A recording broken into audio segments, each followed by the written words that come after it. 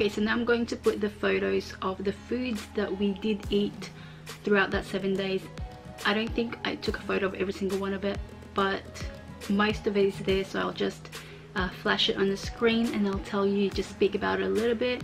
And if you do want some more information about it, whether it be, you know, recipe or how to prepare it or whatever it might be, just leave me a comment down below if you are interested, and I'm more than happy to assist you and let you know more about it. I'm just going through my phone because I did save it, put a little folder for it. Okay, so I'm going to show you this one. This is on the first night, and we had some baby broccoli. I think baby broccoli with some carrots. I know carrots is, I think, high in sugar, but we had like a little amount of carrots. As you can see, I probably had like 1 baby carrot, which is still, you know, below the carbs that I should be taking, so that was fine. And then we had, what is that? I think that's a steak, one of those lean cut steak with a mushroom sauce that we just made at home, so not the ones that you buy from the shop. And yeah, that's the first thing that we had. Also, because it was a sudden move from just regular diet that we would normally eat, which does include a lot of vegetables and fruits as well, and some bad food, but we had carrots, so I didn't want to throw it away. Not even though I knew that, you know, if you really want to be very strict, you probably wouldn't have carrots, especially on the first day of trying to be in keto, because you are trying to really lower your carb intake so that, you know, you can hit ketosis. Okay, so this is the next day. For breakfast we had some spinach, avocados, scrambled egg, and that's a tiny, I'm telling you, that's a tiny bit of bread. And again, big no-no for keto is bread, but again, I wasn't going to be wasting and throwing foods that we already have at home, so we had the bread. So we just, instead of eating it like in one go, I think I halved it into, I cut it into 3 so that we wouldn't have it like all at the same time and, you know, have a spike in our glucose level. So yeah, that's that.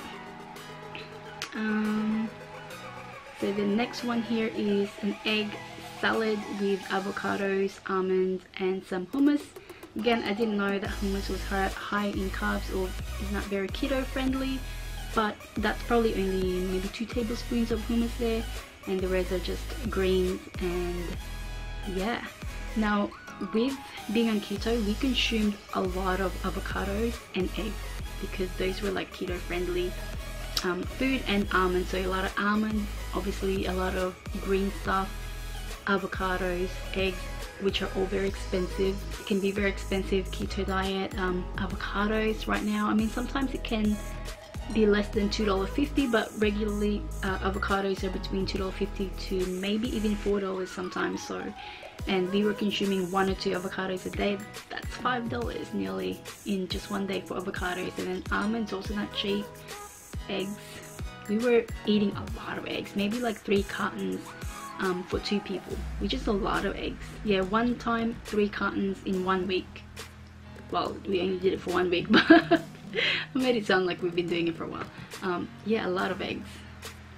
This one was for breakfast. Had my coffee with the smallest amount of sugar. I think it was maybe less than half a teaspoon of sugar. And I've got 3 asparagus. We're eating a lot of asparagus too. I didn't mind that, I love asparagus. Cheese, a capsicum stuffed with cream cheese, yeah. And then also 1 olive, green olive, an omelette, and inside that omelette I think I had spinach. Spinach was one of the things that we were eating a lot of as well, which again, love spinach, so I don't mind that. This one was an easy one. It's just basically a roast chicken that you can get from, I guess here, from supermarkets, so like Woolies, Coles, things like that. You can get this roast chicken, half avocado I put, plain Greek yogurt or natural yogurt, and a lot of greens. And then over here we have, this was the first time I've ever made pancakes. Like, I was craving pancakes, but I obviously couldn't have regular pancakes because we're on keto diet. So I, you know, scoured the internet. No, there's heaps of keto diet or keto friendly diet recipes online, here on YouTube, on, you know, the internet, everywhere. So you'll find it easily. The thing is, you're just gonna have to like experiment with it to see whether if it's the right recipe for you or not, because this one, I did not like this this first pancake that I made. So it had a lot of cream cheese, so high in fat, low in carbs. I think it had cream cheese and almond meal or almond flour, and it was very, like, for me it was very dry. Like, it was like, I felt like I would choke because of the texture of it. It was like extremely dry. It wasn't like a fluffy, soft, you know, regular pancake. It was pretty dry and did not like how the texture was. The taste was also not so good. So this one's a cauliflower rice, but it looks more like a mashed potato than rice. And that's a buttered chicken with chicken and eggplant.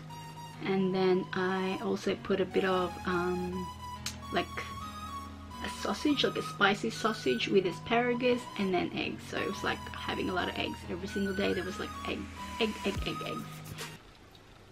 So every single day we were having eggs. And you know, sometimes you're just putting random things together that you know are keto friendly, and you know, hoping that it would taste good. So you have to be a bit creative when you're on keto diet. As you can see in this lunch that I prepared, I'm not too sure if you could see the one in a plastic container. That's just basically a baby cucumber wrapped in a chicken slice, and then I put a bit of mayonnaise so that it sticks together, and it tastes okay. For a snack, it's not too bad. It's keto friendly. It's going to give you some energy. So yeah, this is another pancake. This one looks a bit better than the first pancake, because I was really like, I want pancakes, I want pancakes. You know, you do crave for certain foods, and because it was 7 days, I wanted to just do everything keto friendly. And this one is no cream cheese because I didn't like the cream cheese idea. So this one is lower in fat but still very keto friendly in terms of like very low in carbs. Again, you know, if you need a recipe, let me know and I will try to remember what I put in it. And this one tastes a lot better than the first pancake that I made. The texture was a bit better, but still nowhere close to your regular pancakes that I love. So keep that in mind. It's, you know, you're really trying to experiment. You're not gonna find, I mean, you're lucky if you find the first keto, like say for example you wanted keto bread or keto pancake, you'll be lucky to find the first recipe that you find online to be the perfect recipe for you, for your taste buds, for your liking. So if you do, that's great. If you don't, just keep looking, because you know, there might be another keto friendly pancake that would hit your taste buds. Okay, so this one here, I also made the keto bread. Keto bread was it was okay. Again, mostly with, I think, almond flour, coconut flour, I can't remember which one I used, but nowhere close to anything that's to do with being fluffy, I guess, like bread, pancake, things like that. The keto recipe just wasn't doing it for me.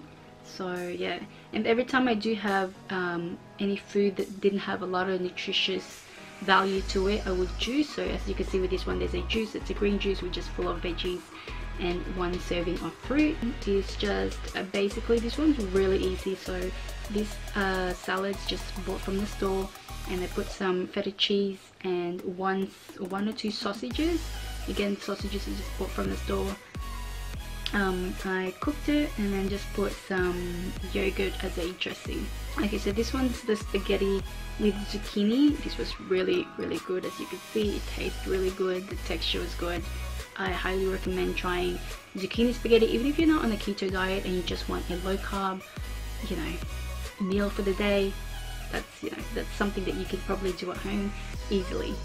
This one's also very keto friendly. It's basically chicken, baked chicken with sour cream, what's the other one, mozzarella, no, not mozzarella, parmesan. So parmesan cheese and sour cream baked with, I think, garlic and some other seasonings, and then I just put some spinach and cucumber and avocados, and it tastes pretty good. This is the pizza that I made. We used a store-bought cauliflower with it.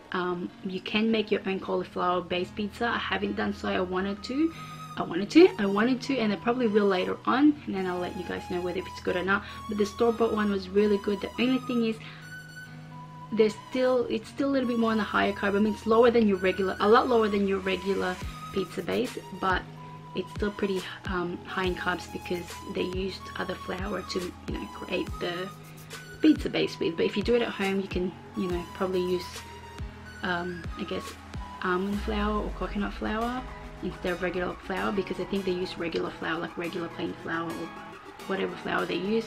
It wasn't very keto friendly, but this was nice, and again, it's still lower than your regular pizza base, so it was almost like you're eating regular pizzas, like it wasn't keto pizza or anything like that, which is good.